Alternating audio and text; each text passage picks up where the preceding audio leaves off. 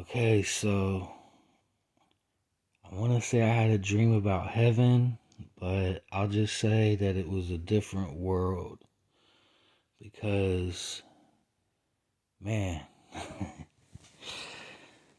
this place is just was amazing, and I've never ever experienced anything like this. So first thing I want to say is the streets here were not gold. So, um, I mean, I've had a heaven experience before with the gold road and the sparkly grass that looked like diamonds. And one thing though, there was music. There was just like this cool, you can only describe it as like heavenly or celestial sounds. And it was like at the perfect volume in the background to where it wasn't really loud, but it was there. And I actually fly all the time in my dreams, so that's not really like a big deal for me because I do it all the time. And if anything, I'm actually like teaching people how to fly in my dreams. And I dream every night, so I probably should post more of those dreams. But like I said, they're so normal for me that uh I don't know. It just doesn't seem like a big deal, but um even though I can fly in all my dreams aren't always like like this dream. Like most of the time I'm flying in my dreams, there's still some crazy stuff going on. So like, I actually had a dream not too long ago where it was like complete anarchy in the streets, and I was like flying around to like different groups of people, and I was like telling them about Jesus and stuff. But anyway, this one kind of started off a little weird. And what I mean by that was I could tell that I was with a group of people and we were in a house, and it was like we were all like living together, and the only thing I could think of, it was like a Big Brother house. Like, you know how they do like those reality shows? I don't really watch TV anymore, so this could be like an old show from like 10 years ago for all I know, which I think that's probably when I seen it, remember watching it. But anyway, oh,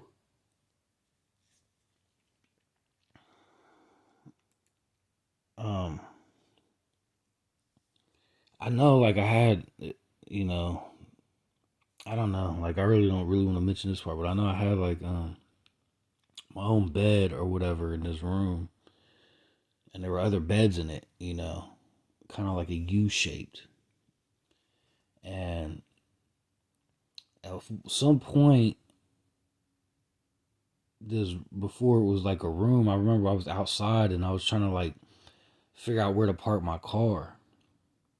And someone told me I could park it there, and I don't like right in front of me, but I didn't want to because it was like the middle of the street, and I didn't want any other cars to hit it. So I remember pushing the car like it was a neutral or something slowly to try to find a parking spot for it, but I knew I was just gonna push it, which was weird. Some guy came up and he pushed it barely, and it flew, and I was like, no, and I knew it was gonna crash, and I was just like, Lord, please don't let it, please let it, crash softly, or. So I remember praying that, and it hit like a pile of dirt, and there wasn't any damage. And then I remember there was like some dressers that I was like moving around next, and the same thing happened. This guy pushes my dresser, and it flies, like real fast. And this time the dresser like was up on this like dirt hill. So then I had to go up on a dirt hill, and I was trying to ask the guy to help like grab the other end so I could lower it down gently. and he didn't do it, and it got damaged a little bit. So I remember I was salty about that, and I was sitting there like trying to figure out how I could repair it, and I was just like, well, man, this is my dad's dresser, so it's sentimental, because it seemed like they didn't want me to have these things in this new area or whatever, you know, which that's symbolic too, you know, because we don't want to be like Lot's wife and like look back at the world and turn into salt. Now I just caught that. I was like all salty about that, but yeah, so I wasn't thinking about any of that anyways. You know what I mean? Because I just don't know what was going on or whatever. Yeah, excuse me. I just woke up, and like I actually woke up at like 3, and got on my knees and prayed. Really, it was just, you know, the typical prayer, like, God, I don't think it's fair that, you know, we have to go through this, and that people will end up in hell, and that you're going to allow these ancient fallen angels and demons to do so much evil here. And, you know, we're just born into a world confusion, you know, and I just don't think it's fair that we will be judged and go to hell. So I always like pray, like, God, I just pray that every human that ever lived has a chance to live without the fallen angels and the demons around. And I'm like, I'm sure we'll make mistakes. You know, we might go left instead of going right or whatever. But, you know, put us in an environment where there's not, you know, these demons that enter people's bodies and get us to do stuff that we normally wouldn't do. I mean, that's where there's fits of rage and people that black out and don't know what they did. They were possessed, you know? And like I said, I just found out a couple of days ago that my nephew, 23, overdosed and died. And that's messed up, man, because it's it's the first death of a child that my sister had to go through. So I know she's really taking it hard, and she don't believe in God, you know, so I can't console her or talk to her in that way because she won't speak to me. And she's done it before. She's cut me off for months, years, really since we, I don't want to say since we ran away, but we both left home. I think I was 15 or 16 and she was like 16 or 17 or something like that, because she's like a year older than me. So, you know, we both left home early, you know, and been out here thugging it, just trying to figure it out, you know, and it's been tough. Um, it was a lot harder back then, you know, because we didn't have, you know, the computers and cell phones and things of that nature. It was pagers and pay phones. But anyways, so yeah, I'm in my early 40s if you figure that out. But anyway, so back to this dream. But yeah, so I woke up and prayed.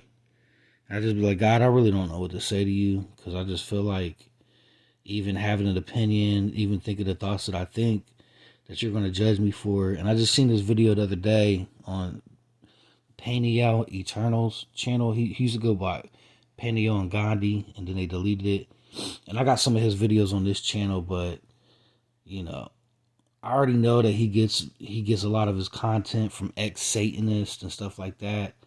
So I don't really get into a lot of it.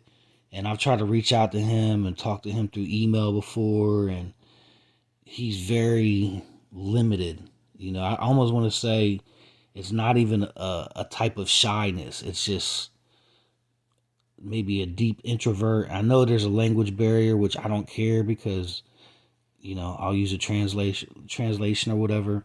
But he doesn't even want to give me that, which I think he speaks Creole or French or something like that.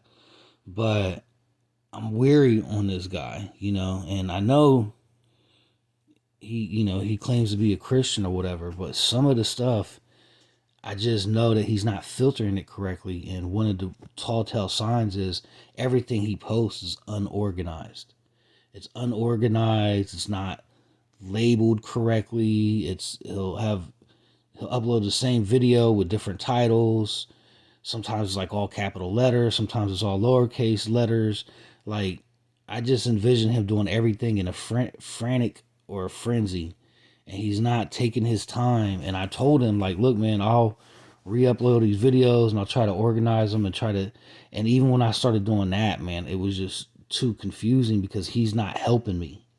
So I just literally got to go through his channel and try to decipher all this stuff and figure it all out. And it's difficult. And he wouldn't really assist me with that. So I stopped doing it. But some of the stuff that he posts, man, it just makes me mad. Like, as a Christian, there's just things that we don't want to hear. And he's like, these ex-Satanist testimonies, these high priests and wizards and warlocks. Yeah, there's a lot of information there. And I know we need to study the enemy. But, man, just some of the content is just foul. Like things you don't even want to think about. It's just disgusting and vile, and I don't want to hear it. You know what I mean? Like, I'm trying to purify my mind and my temple. I'm trying to be careful about what I'm watching. And, I don't watch a lot of the Christian movies. So it's just like, it's tough, really. So lately I just been watching like movies I grew up on, and even watching those, you could already tell that they're at that time, I was like watching Bill and Ted's Excellent Adventure, and I was already seeing occult symbolism in that. I was already seeing the cultural conditioning and the programming in that, you know what I mean? And I'm just like, wow, like, I don't even, it's not as bad as the stuff that's out today, that's for sure, as far as like the profanity and the sexual content. It's like, that's not really there, but there's still sexual innuendos and comments and things like that to where they're teasing it, they're trying to work it in there at that. And that's when I was like a little kid. So you think about 80s movies pretty much, because I was pretty much an 80s baby. So anyway, like one thing I remember as a kid that I saw that scared me to death was Michael Jackson's Thriller music video. Like, I remember being horrified watching that. I couldn't even watch it. Like, I seen a couple parts of it, and I was just like, I'm not watching that. You know what I mean? I was like a baby. But anyway, so something that made me mad was that there was a pastor that was in front of God being judged, and they were like, yeah, you lived a good life, but there was one thing: anger. You were an angry pastor. And then they brought Satan up, and because God or the angel asked him, like, did you ask to get delivered to anger? And the pastor was like confused, like, yeah, I did, or whatever. And then they brought Satan up, and Satan was like, what color shirt was I wearing when you rebuked me? And I'm just like, what? Like, I don't go through any of that. Like, if I ask God to deliver me, Satan doesn't pop up and I get to look at him and know what type of collar clothes he's wearing and stuff like that. So that was kind of weird, And then God was like, depart from me. And then he went to hell. And I'm like, wow, this pastor served God his whole life. And because he forgot to ask for deliverance from anger, God sent him to hell and said he never knew him. That made me mad. You know what I mean? I even commented on Penio's video, like, dude, where are you getting this stuff? Like, you can't trust everything you read and everything that you see and just think, because they're talking about God. And like, there's some girl the other day that posted a rapture dream, and she was like, yeah, in this dream, I knew that the pre-tribulation rapture was false, and anybody who believes in that, and it was like somebody posted false testimony, and it was like, exactly. We're dealing with a lot of that right now. And God just asks us to go to him. And that's all I do. Bible, praise and worship, and I often just do it myself. I just make up my own songs. As a matter of fact, I'm gonna tell you how I got this dream. I didn't even realize it. Wow, thanks God. But anyways, I brought all that up because when I prayed at like 3:30 in the morning when I woke up, I was upset about that. Just because this is how difficult and unfair this life is, and so I just said, God, please forgive me for everything I've said, because I say stupid stuff all the time, think stupid stuff all the time. I'm getting mad all the time because there's a lot of bull crap going on in the world. And then I got a picture too I drew, so I'm gonna get to that. But anyway, despite complaining to God or whatever, wasn't really feeling the Holy Spirit on me, laid in my bed, and then I wanted to get back to sleep, and for some reason I just started making up praise and worship songs in my mind. So I was just making up my own songs. Praise you, Jesus. Thank you, Jesus. I love you, Jesus. Please forgive me, Jesus. Just simple things like that. And I just kept changing the words and changing like the different alterations. And I guess I fell asleep, And I was just doing it in my mind. I wasn't actually vocalizing it. But, sometimes in my car, I'll just start praising God in that way. I'm not like a good singer or anything like that. I can't hit no high notes for sure, But anyway, so this place, so yeah, I was like in the bed, and I knew there was like this girl in the bed behind me, and I don't know, like it kind of got like sexual, but not in an inappropriate way. So I remember I was trying to get away from her. You know what I mean?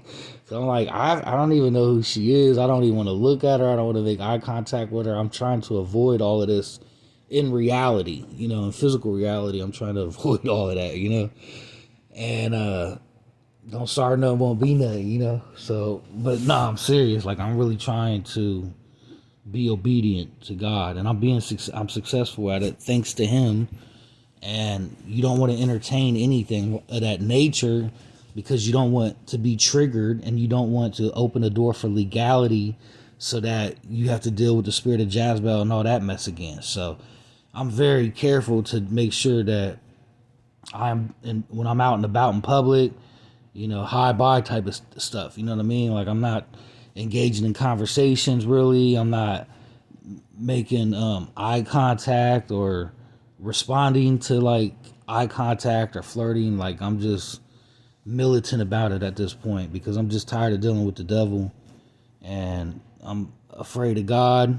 Like, I'm petrified of Him, and I'm walking on eggshells, pins and needles, so to speak. So I just don't want no problems, and fear and trembling, working out my salvation with fear and trembling, which is insanity because everything here is a sin. So this is my life.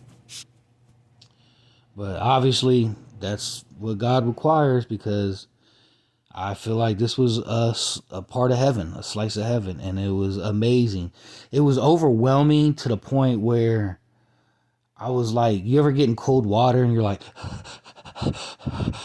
that, because it's just like it's like that type of feeling. That's like the best way I could describe this. Like that. It was just just like this world is overwhelming with sin and all of the traps and set by the devil. This was the complete opposite, where it was overwhelming with, I don't even know if I could handle it, because it was so, oh man, I don't even want to say scary, but it was just like more, there's no words for it. There's just no words for it. It's just, you can't conceptualize or captivate the moment of the beauty there. It was just, I was scared. Because if you're poor and you're broke like me, right?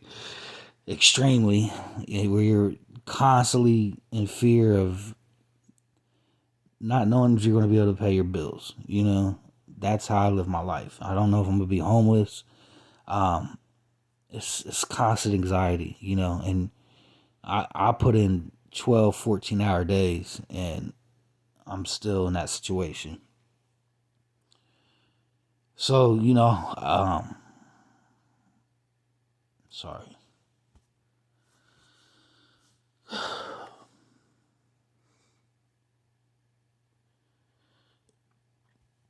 It's like, it's really tough here. It's a lot of stress and pressure.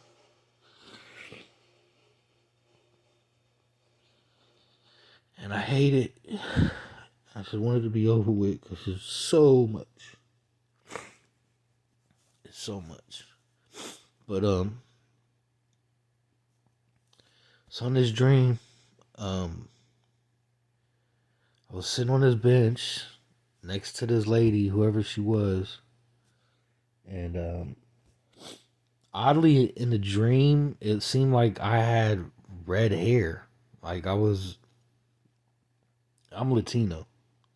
So, in this dream, to be, you know, look like Opie, to have those features, and then the lady next to me, she had those features too, you know. So she had like red hair and freckles, and I had like red hair and freckles, which was, I don't know, whatever. But not cool. You know what I mean? Not cool. Like I'm okay being Latino. Like I like, you know, my black hair, and I've just grown accustomed. I mean, obviously I could look better, you know, because I'm not happy with the way I look, obviously. But I wasn't, you know, what I seem to be like this guy or whatever. And which is different because I've been different in every dream, you know, like in other dreams of heaven, like I was me, I wasn't me, I was darker skin color, like it's always changing. So anyway, sitting on this bench, and it was like a roundabout that was going on, and drew a picture. So in this roundabout, for some reason over in this area, I knew there was these houses, right?